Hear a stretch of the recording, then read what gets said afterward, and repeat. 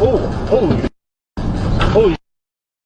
আমেরিকার ফ্লোরিডায় একটি ভয়ঙ্কর অ্যাক্সিডেন্ট হয়েছিল। একটি মাজদা ধাক্কা মারে সামনে থাকা ল্যান্ড রোভার ডিফেন্ডারকে। ধাক্কাটা এতটাই জোরে ছিল যে ওই ডিফেন্ডার 5 থেকে 7 বার উল্টে যায়। 4টে লেন পার হয়ে সরাসরি ধাক্কা খায় একটি ল্যাম্পপোস্টে। কিন্তু অবাক করা বিষয় হলো গাড়ির ভিতরে থাকা প্রত্যেকেই বেঁচে যায়, শুধু হালকা কিছু চোট পায়। ভারতে একবার একটি ফরচুনার পেছন থেকে ডিফেন্ডারকে ধাক্কা দেয়। এতে ফরচুনারের সামনের অংশ ছিন্নভিন্ন হয়ে গেলেও ডিফেন্ডারের শুধু কয়েকটা স্ক্র্যাচ ছাড়া কিছুই হয়নি। ক্রেন সহ লোডের ট্রাককে সহজেই টেনে নিয়ে গিয়ে নিজের শক্তির পরিচয় দেয় এই ডিফেন্ডার। এক কথায় ডিফেন্ডার নামটা শুধু এর নাম নয়, এর চরিত্র। এই ডিফেন্ডারের কাহিনী শুরু হয় দ্বিতীয় বিশ্বযুদ্ধের পর। 1947 সালে ল্যান্ড রোভারের চেয়ারম্যান মরিস ওয়েলস এই গাড়ি তৈরি করেন। পরে এই ডিফেন্ডার ব্রিটিশ আর্মিতে যোগ দেয়। ইরাক, আফগানিস্তান, কোরিয়া প্রায় সব যুদ্ধক্ষেত্রেই ব্যবহার হয়েছে এই ডিফেন্ডার। ব্রিটিশ আর্মিতে 76 বছরের সার্ভিসে প্রায় 8000 ডিফেন্ডার ব্যবহার করা হয়েছে। শুধু আর্মি না, রেড ক্রসের মতো সংস্থাও এই ডিফেন্ডারের উপর ভরসা করেছে, কারণ ডিফেন্ডার পৌঁছে যেতে পারে এমন জায়গায় যেখানে রাস্তা বলে কিছু নেই। আজকের ডিফেন্ডার শুধু